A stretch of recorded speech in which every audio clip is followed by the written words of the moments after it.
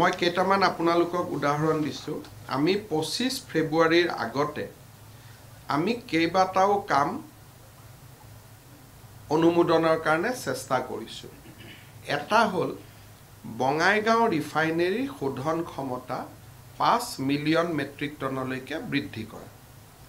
এটা প্ৰকল্প দ্বিতীয় প্ৰকল্পটো হ'ল নামৰূপৰ যেটো আমাৰ ফাৰ্টিলাইজাৰ কোম্পানী আছে তাৰ যেটো এক্সপানশন প্ৰায় 10,000 কোটি টকা লাগিব সেই প্ৰকল্পৰ অনুমোদন কৰোৱা তৃতীয়তে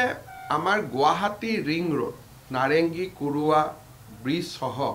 তাৰ যাতে প্ৰধানমন্ত্ৰী ডাঙৰীয়াই আধাৰশিলা কৰিব পৰা অৱস্থালৈকে যায় আমাৰ ইনভেষ্টমেন্ট আৰু ইনফ্ৰাষ্ট্ৰাকচাৰ সামিটৰ আগতে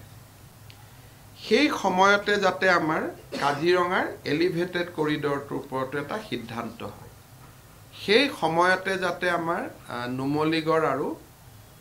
গহপুৰৰ মাজত টানেলটো সম্পূৰ্ণ হয়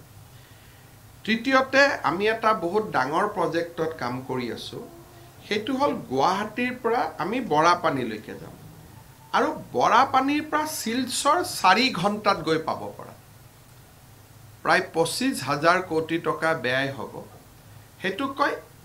এক্সপ্ৰেছ হাইৱে অৰ্থাৎ প্ৰথম আপুনি যাব বৰাপানীৰ পৰা সিধাই গৈ আপুনি শিলচৰ ৰাতিপুৱা আপুনি শিলচৰত গৈ গধূলি যাতে ঘূৰি আহিব পাৰে তেনেকুৱা এটা প্ৰকল্প চিন্তা কৰি তাৰ বিষয়ে আমি প্ৰধানমন্ত্ৰী ডাঙৰীয়াক এটা নিবেদন কৰা হৈছে যে আপুনি এটো কনসিডাৰ কৰক তেতিয়া আমাৰ খুব ফাস্ট হ'ব 1.5 ঘণ্টা বৰাপানী গৈ আৰু নেক্সট 3.5 ঘণ্টাত আপুনি ৰবি কোনটো জায়গাত গৈ পাম পঞ্চগ্ৰামত গৈ পাব পাৰো সো এই এটা ডাঙৰ প্ৰজেক্ট সেকেন্ড হল মৰিগাঁৱৰ পৰা দৰং সংযোগী ব্ৰহ্মপুত্ৰৰ ওপৰত আৰু এখন দলং নাৰেংগী কুৰুৱাৰ লগতে আৰু এখন দলং সো এনেকে বহুত কেটা প্ৰজেক্ট আমি